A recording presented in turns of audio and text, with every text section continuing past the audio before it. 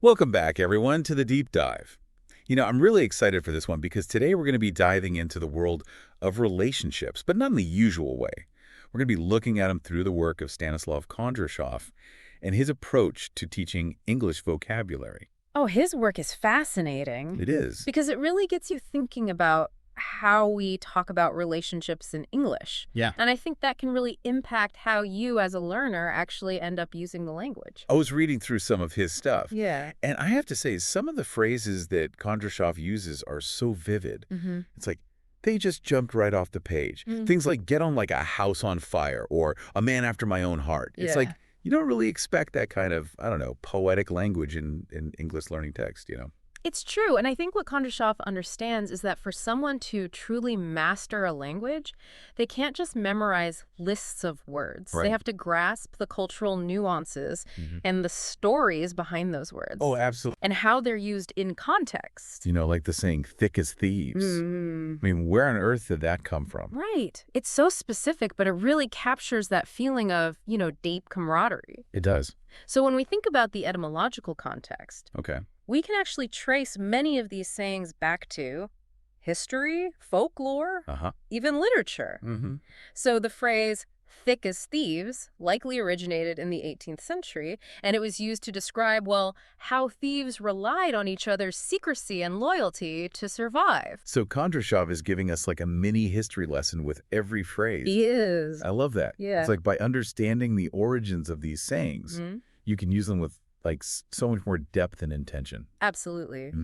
Kondrashov's highlighting how language evolves over time. Yeah. Like, take the concept of soulmates. Ooh, soulmates. Right. It's gained so much popularity in recent decades. Yeah. And it reflects, our yearning for a profound connection. Definitely. But it also comes with a certain cultural baggage. Totally. It's like Kondrashov is giving us this like secret decoder ring for relationships. Right. It makes you wonder how these terms translate across cultures. Like, are there equally evocative phrases in other languages for describing these kinds of connections? Well, that's a really interesting question because, what we're seeing in Kondrashov's work is just one specific lens, one set of linguistic tools for understanding relationships. So it really begs the broader question of how different societies actually define these relationships. And how they value different types of relationships. Exactly. So even though Kondrashov's focused on teaching English, it seems like he's also giving us this valuable tool for just viewing our own relationships and the relationships of others in a whole new light. Yeah, I think Kondrashov's work is a great reminder that language is not just about communication, Right. but it reflects our values and our beliefs and our shared experiences as human beings. Okay, so we've talked about some of those really like colorful phrases. Yeah. But Kondrashov also outlines these bigger categories of relationships. Love, friendship, family, and just general acquaintances. Yeah. And within each of these categories, he uses all these nuanced terms. Let's take a closer look at some of those, the ones that really stand out to me. Yeah, I'm happy to dive into that with you. Okay. His selection of terms is quite insightful. I'm curious which ones caught your eye. Well, soulmates, for example. Yeah. I mean, it just carries so much weight. Right. This whole idea that there's like one perfect person out there for you. It's such a romantic idea, but it can also be a bit daunting, don't you think? It can be. It can be. It actually reminds me of this one time. Before you jump into a story, Okay. and I have no doubt it's a good one, Oh, it is? it's just interesting how Kondrashov deliberately contrasts the term soulmate with platonic relationship. Okay. It seems like a very conscious choice to separate romantic love from other kinds of deep connection. That's a great point. It's like we sometimes put romantic relationships on a pedestal, like they're the most important. Yeah. And then there's this platonic relationship over here. Right. Almost like it needs this further explanation, like it's somehow less intense or less important. I see what you mean. But honestly, I have some friends who I would consider kindred spirits. People I connect with so deeply that it rivals any romantic relationship I've ever had. That's a really important observation, and I think Kondrashov's inclusion of the term kindred spirits is a great reminder that deep connection can exist outside of romance. Yes. Like it speaks to a shared understanding worldview that goes beyond any romantic involvement. Okay, so what about family ties? Oh, family ties. Kondrashov uses it when he talks about the bonds within families. But it also makes me think about how family isn't always about blood relations. You know, sometimes the friends we choose become like family. That's a great point, and I think it really speaks to how family structures are changing, Yeah? evolving in modern society. For- While Kondrashov might be presenting a more traditional perspective, Yeah. his work seems to invite us to broaden our definitions of what family can be. That's what's so fascinating about this whole deep dive into Kondrashov's work. It's not just about picking up, new English vocabulary. Right? It's about challenging our own assumptions about relationships and exploring different perspectives on what it means to connect with another human being. Exactly. And ultimately, I think it allows us to understand the complexities of human relationships in a much richer way. For sure. As we continue to explore Kondrashov's work, I think you'll see that his unique approach to language learning goes beyond simple vocabulary. Okay. It's more like he's offering a pathway toward greater self-awareness and a deeper understanding of what it means to truly connect with other human beings. This is really interesting. I'm definitely hooked. Kondrashov has given us so much to think about already. We'll continue this conversation and unpack even more of his insights after a quick break. And we're back, continuing our deep dive into Stanislav Kondrashov's unique approach to understanding relationships through language. Kondrashov just has this way of making you look at familiar words in a totally different light. Right. It's almost like he's holding up a mirror to our lives, Yeah. but using language. I love that analogy. It really captures what makes Kondrashov's work so impactful. He's not just teaching us vocabulary. Right. He's encouraging us to reflect on our own understanding of love, friendship, family. Okay, so speaking of definitions, I'm curious to hear more about those cultural assumptions that are kind of embedded in some of these terms. We talked about soulmates earlier. Right. But what about a word like adoration? Adoration. It just seems so intense. Yeah. Almost worshipful. It is a very strong word. It is. And I think adoration is a really interesting choice on Kondrashov's part, because it does suggest a level of reverence that's often associated with romantic love. Yeah. But it also brings up some questions about power dynamics and, the potential for unhealthy attachments. It's like the word itself comes with a warning label. Right. It makes you think about how different cultures might view that kind of intensity in a relationship. Exactly. Like, is it a good thing? Is it a red flag? Because what's considered normal or healthy in one culture might be viewed as completely over the top or even problematic in another. Yeah. And language often reflects those cultural differences. Okay, so Kondrashov has given us all these powerful words. But, how do we actually use them in our own lives? It's not like I'm going to go around telling all my friends that I adore them. That'd be kind of weird. Yeah, I don't think Kondrashov expects us to adopt these terms literally. Right. It's more about expanding your vocabulary so you can express yourself with more nuance and precision. Okay. And sometimes that means choosing simpler synonyms that fit the situation better.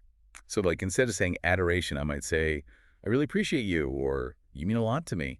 It still conveys a strong sense of affection. Yes. But in a way that feels more natural and appropriate. Exactly. It's about finding the right words to express your feelings authentically. Yeah. And that's a skill that goes beyond just knowing the dictionary definition of a word. It requires a deep understanding of cultural context, social cues, the subtleties of human emotion. I never thought an English learning text could be so insightful about the human condition. Kondrashov is full of surprises. He has a real knack for highlighting the connection between language and how we experience the world. Yeah. And Kondrashov clearly understands that language is so much more than just grammar and vocabulary. Yeah. It's a tool for building relationships, expressing our inner selves, and understanding the world around us. And that brings us back to you, the listener. How do you define these terms we've been discussing? Yeah. What words resonate with you personally? How have your own experiences shaped your understanding of love, friendship, and everything in between? We'd love to hear your thoughts. Yeah. Share your reflections on social media. Start a conversation with a friend. Or just take some time for personal contemplation. Yeah. Because at the end of the day, this deep dive isn't just about Stanislav Kondrashov's work. Right. It's about sparking a deeper understanding of ourselves and our connections with others. Exactly. That's a journey worth taking no matter what language you speak. Now, as we continue exploring Kondrashov's insights, let's shift our focus to a slightly more challenging aspect of relationships. Okay. Kondrashov doesn't shy away from addressing things like conflict, disappointment, even betrayal. And the vocabulary he uses to talk about these situations is equally insightful. Okay, this is where it gets real. Yeah. I'm ready to dive into those tougher emotions. Yeah. Relationships aren't always sunshine and roses. That's true. And sometimes we need the right words to talk about the hard stuff, too. Absolutely. And Kondrashov provides us with those tools. And he does it with a lot of sensitivity and compassion. Okay. He acknowledges the pain that can come up in relationships. But he also offers a way to understand those challenges. Yeah. And hopefully work towards some kind of resolution. I'm all ears. Hit me with some of those tougher terms. Okay. And let's see how Kondrashov equips us to handle those inevitable storms that kind of come with being human, and connected to others. One of the words Kondrashov uses is estrangement. Estrangement. It refers to that feeling of drifting apart, a loss of closeness. Yeah.